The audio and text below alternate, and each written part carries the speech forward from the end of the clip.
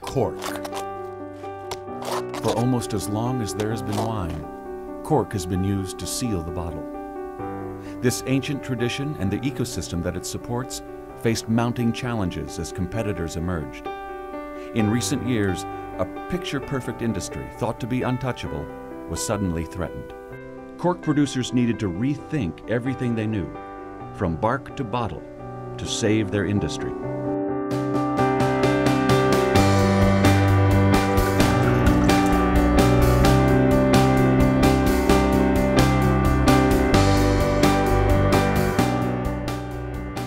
In 3000 BC, cork stripped from trees was used in fishing tackle in China, Egypt, Babylon, and Persia. The Greeks used cork to close wine jugs, and the Romans used cork for floats, cask stoppers, and women's footwear. In the 17th century, the French Benedictine monk, Dom Perignon, used cork to seal bottles of his famous champagne. And in the 18th century, cork stoppers began being used in the wine trade in Portugal. Since 1870, one company, Amarim, has been at the center of this industry. The path from the forests through the factories is quite simple.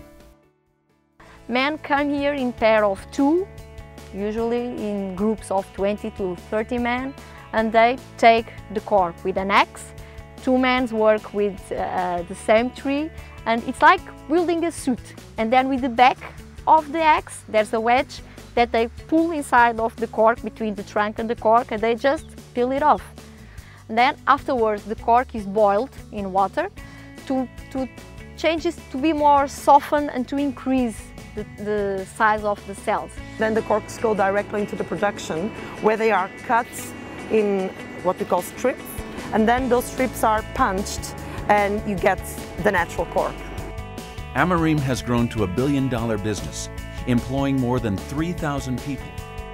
But the cork industry has been challenged by contamination, competition, costs, and evolving consumer attitudes.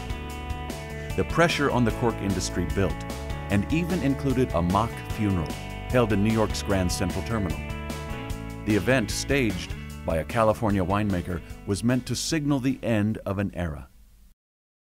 A wonderful winemaker and a true genius in the wine world named Randall Graham, who owned a winery called Bonnie Doon out in California, decided to conduct a funeral for corks. My name is Randall Graham and I approve this message. À votre santé. Randall Graham is a great gatherer of publicity. His funeral for cork certainly gave a lot of publicity to it. And I think from that point of view, it was effective because it got a lot of people thinking about it. He was definitely wrong. He was definitely wrong in assuming that cork was going to die. Graham was convinced that screw caps were the future. More than 99% of the wine bottles his vineyard produces are now sealed this way. The battle moved to the internet with the help of social media. For example, Bonnie Doon's viral marketing campaign titled Vive le Screw Cap. Le cork est mort. Vive le screw cap! Graham, along with other winemakers, was concerned with contamination from cork, also known as taint. He made a particular chemical the centerpiece of his campaign. A compound called 2,4,6-trichloroanisole, or TCA. It's a common belief that it's a reaction between the chlorine bleaching agent that's used to purify a cork and wine. We've seen it in the dining room many, many times where you pull the cork on a very expensive bottle of wine and it's tainted, and it's sad. Cork sometimes adds some diseases to the wine, and screw cap doesn't. The taint question led to the rise of another competitor, mass-producible and very inexpensive synthetic stoppers. Since its launch in 1999, one producer of synthetic closures, North Carolina-based Cork, has become a major force in the industry. Well, Cork sells about 2.4 billion corks per year across the globe.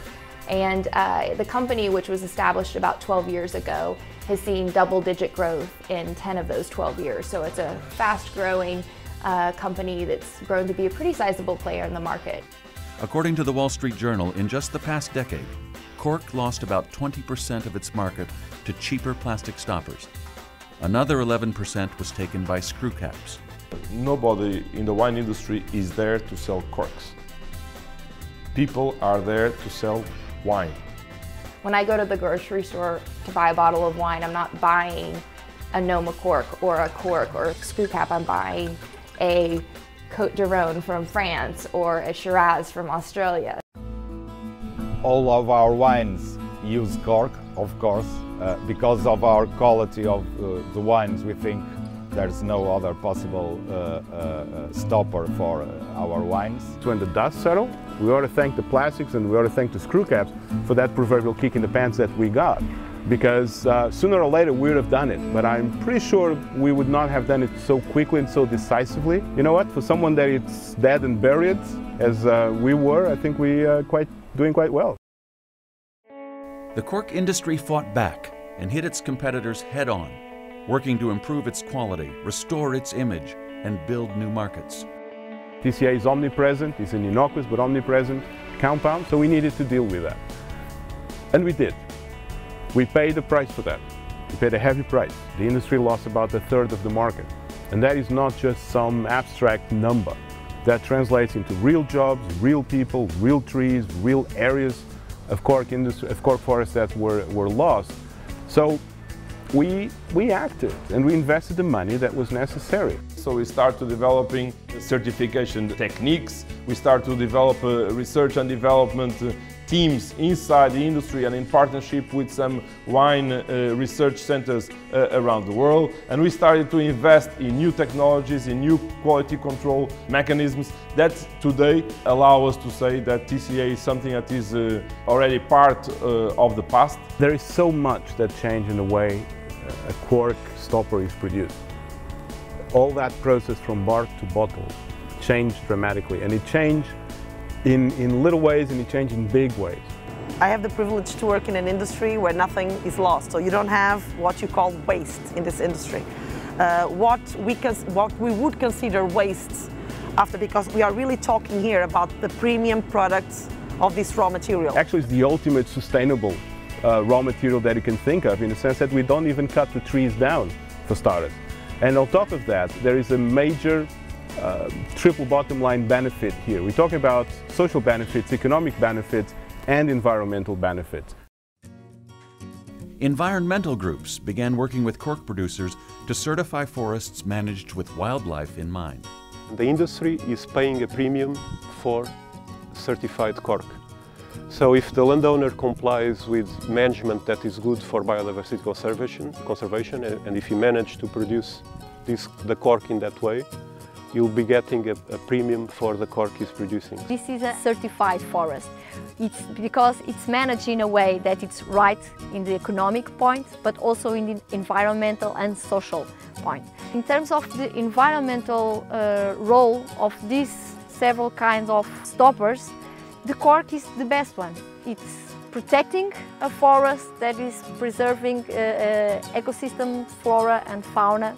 We are researching at the moment the use of cork for multiple things, from the aerospace industry, for mobility, to lower the weight of every transportation that you can think of, and have acoustic properties, and have green properties, and have anti-vibratic properties. A real revolution took place in the way cork was handled, in the way cork was stored, in the way cork was produced, and certainly in the way that the quality control was done. That revolution really laid the ground to arrive where we are today. All these processes that we have made them being validated in wine research centers, wine specialist wine universities, and I think that today we are clearly far beyond the level of knowledge that we were 12 years ago. In the late 2000s, Amarim wielded a new weapon to defend the age-old traditions surrounding cork, an internet campaign featuring the comedian Rob Schneider. Imagine going into a fancy French restaurant. Monsieur, mademoiselle, we have a beautiful burgundy. Please, let me unscrew this for you. Cork, it's more romantic, it's better. The beauty of the internet is that it allows us, with relatively low budget, to do things that otherwise will be completely out of our reach. The Save Miguel campaign is a wonderful example of that. There's a ritual to wine, there's a history to it. People like the ritual. And as much as the plastic people or the screw cap people have tried, they've never been able to match that ritual. And there's something special about that when you put your corkscrew in and you twist it and you pull it out and it makes this beautiful pop noise. And that's part of this wonderful romance of the process of drinking a bottle of wine. And it's not quite the same when you hear the twist off cap. I can never imagine that some guy is going to ask the love of his life to marry him over dinner some night when they had a bottle with a screw cap in it. There's a saying in this region where we are here in Portugal that if you want to make money for yourself, you plant an eucalyptus. You want to make money for your children, you plant a pine tree. But you want to make money for your grandchildren, you plant a cork oak. We want to have a chance to tell this unique story, because when consumers know the story behind cork, when consumers realize what is at stake, then they definitely prefer and they exercise that preference for cork. The battle behind the bottle has produced a clear winner, but it's not cork, plastic, or the screw cap. The winner is the consumer, who now, thanks to this burst of competition and innovation, can choose wines with more confidence and a much clearer sense of the story behind each stopper.